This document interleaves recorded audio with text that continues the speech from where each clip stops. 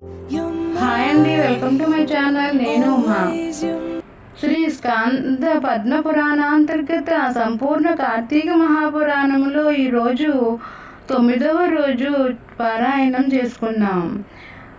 9వ రోజు పారాయణము. పూర్వోక్త ఉద్భూత పురుషునికి అంగీరసుడిలా ఉపదేశిస్తున్నాడు. నాయన, ఒకప్పుడు కైలాసంలో పార్వతీదేవికి శివుడు చెప్పిన విషయాల్ని నీకు ఇప్పుడు చెప్పబోతున్నాను, శ్రద్ధగా విను. కర్మబంధచ్చ ముక్తిచ్చ కార్యం కారణమేవ చ స్థూల సూక్ష్మం తదా ద్వంద్వ సంబంధో దేహముచ్యతే. కర్మబంధము, ముక్తి కార్యము, కారణము స్థూల సూక్ష్మము. ఈ ద్వంద్వ సంబంధితమే దేహం అనబడుతుంది. అత్ర భ్రూమ సమాధానం కొన్యోజ్జీవస్త్వమేవ హి స్వయం పృచ్ఛసి మాం కోహ అహం బ్రహ్మైవాస్మి న సంశయః. జీవుడంటే వేరెవరూ కాదు, నీవే. అప్పుడు నేనెవర్ని అని నిన్ను నువ్వే ప్రశ్నించుకుంటే నేనే బ్రహ్మనై ఉన్నాను, ఇది నిశ్చయము అనే సమాధానమే వస్తుంది. పురుష ఉవాచ. అంగీరస, నువ్వు చెప్పిన వాక్యార్థ జ్ఞానము నాకు తట్టడం లేదు. నేనే బ్రహ్మను అనుకోవడానికైనా బ్రహ్మనే పదార్థమును గురించి తెలిసి ఉండాలి కదా. ఆ పదార్థ జ్ఞానము కూడా లేనివాడనైనా నాకు మరింత విమర్శగా చెప్పమని కోరుతున్నాను. అంగీరస ఉవాచ. అంతఃకరణానికి, తద్వ్యాపారాలకి, బుద్ధికి సాక్షి చిత్ ఆనందరూపి అయిన పదార్థమే ఆత్మ అని తెలుసుకొనుము.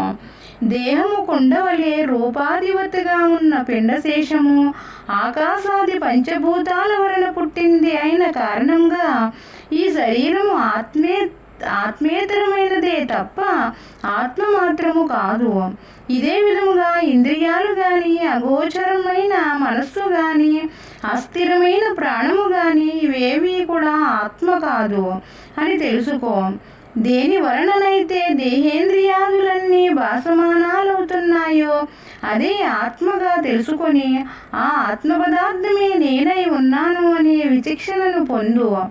ఏ విధంగానైనా అయస్కాంతమని తాను ఇతరుల చేత ఆకర్షింపబడకుండా ఇనుమును తాను ఆకర్షిస్తుందో అదేవిధంగా తాను నిర్వికారి అయి బుద్ధ్యాదులను సైతము చలింపచేస్తుందో దానిని ఆత్మవాచ్యమైన నేనుగా గుర్తించు.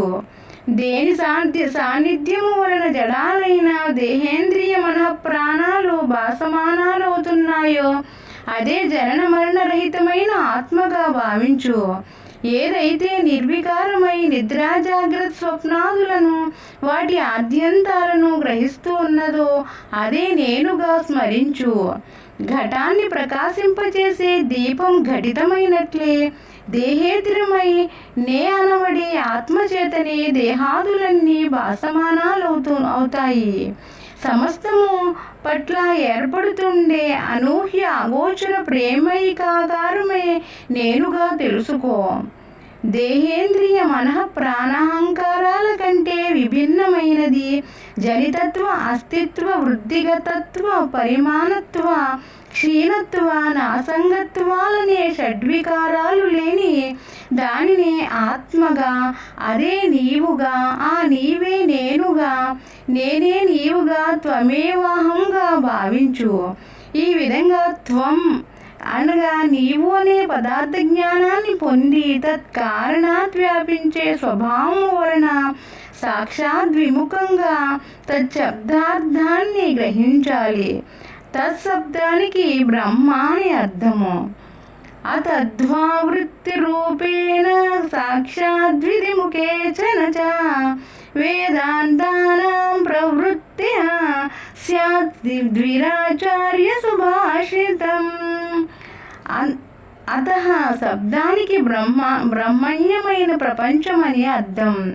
వ్యావృత్తి అంటే ఇది కాదు, ఇది కాదు అనుకుంటూ ఒకటొకటిగా ప్రతి దానిని కొట్టిపారేయడం అంటే ఈ చెయ్యి బ్రహ్మ కాదు, ఈ కాలు ఆత్మ కాదు అనుకుంటూ సర్వావయేంద్రియ సంపూర్ణ దేహాన్ని కూడా ఇది కాదు అనుకుంటూ ఇది కాకపోతే మరి ఏది అని ప్రశ్నించుకుంటూ పోగా పోగా మిగిలేదే బ్రహ్మ అని అర్థము. ఇక సాక్షాత్ విధిముఖాత్ అంటే సత్యం జ్ఞానమనంతం బ్రహ్మ అనే వాక్యాల ద్వారా సత్యత జ్ఞానం ఆనందాల వల్లనే ఆత్మ నరయగలగాలని అర్థము. ఆ ఆత్మ సంసార లక్షణావేష్టితం కాదని, సత్యమని, దృష్టిగోచరము కాదని, చీకటి ఎరుగునదని లేదా చీకటికి అవతలిదని పోల్చి చెప్పడానికి వీలు లేనంతటి ఆనందమయమని, సత్యప్రజ్ఞాది లక్షణయుతమని, పరిపూర్ణమని పూర్వోక్త సాధనాల వలన తెలుసుకో. అబ్బాయి దేనినైతే సర్వజ్ఞం పరేశం సంపూర్ణ శక్తిమంతంగా వేదాలు కీర్తిస్తున్నాయో ఆ బ్రహ్మ నేనేనని గుర్తించు. ఇది తెలుసుకుంటే అన్నీ తెలిసిపోతాయో అదే ఆత్మ, అదే నువ్వు, అదే నేను. తదను ప్రవిశ్య ఇత్యాది వాక్యాల చేత జీవాత్మ రూపాన జగత్ప్రవేశము, ప్రవేశిత జీవులను గురించిన నియంతృత్వము, కర్మ ఫలప్రదత్వము, సర్వజీవ కారణ కర్తృత్వము దేనికైతే చెప్పబడుతూ ఉందో అదే బ్రహ్మగా తెలుసుకో. తత్ త్వమసి, తత్ అంటే బ్రహ్మ లేదా ఆత్మ, త్వం అంటే నువ్వే అనగా పరబ్రహ్మవని అర్థం. ఓ జిజ్ఞాసు, అద్వయానంద పరమాత్మయే ప్రత్యేగాత్మ, ఈ ప్రత్యేగాత్మే ఆ పరమాత్మ. ఈ ప్రకారమైన తదాత్మ్యత ఏనాడు సిద్ధిస్తుందో అప్పుడే అప్పుడు మాత్రమే శబ్దార్థం తనేనని, త్వం శబ్దము సాధనమే గాని ఇతరం కాదని తేలిపోతుంది. నీకు మరింత స్పష్టంగా అర్థమవడం కోసం చెబుతున్నాను విను. తత్వమసి తత్ ప్లస్ త్వం ప్లస్ అసి. ఈ వాక్యానికి అర్థం తాదాత్మ్యము అని చెప్పాలి. ఇందులో వాక్యార్థాలైన కించిజ్ఞత్వ, సర్వజ్ఞత, విశిష్టులైన జీవేశ్వరులను ప్రక్కన పెట్టి లక్ష్యార్థాలైన ఆత్మనే గ్రహించినట్లయితే తదాత్మ్యము సిద్ధిస్తుంది.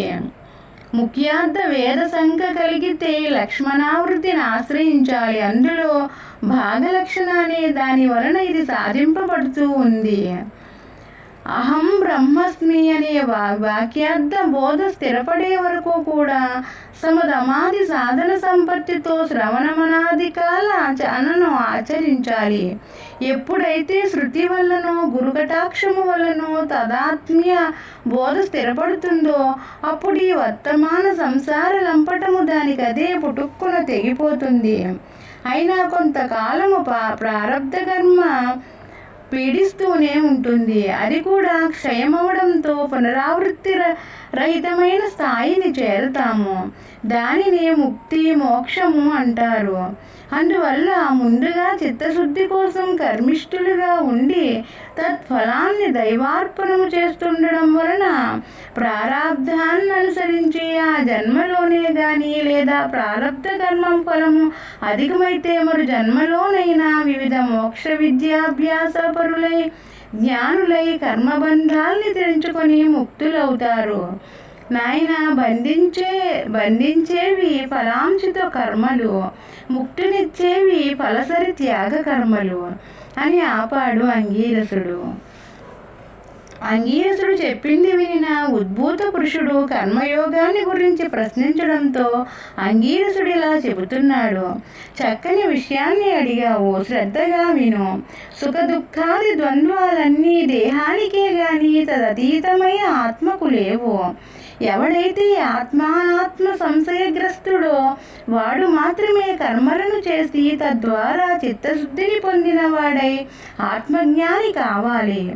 దేహదారి అయిన వాడు తన వర్ణాశ్రమ విజ్ఞప్తాలైన స్నాన శౌచాదిక కర్మలను తప్పనిసరిగా చేసి తీరాలి.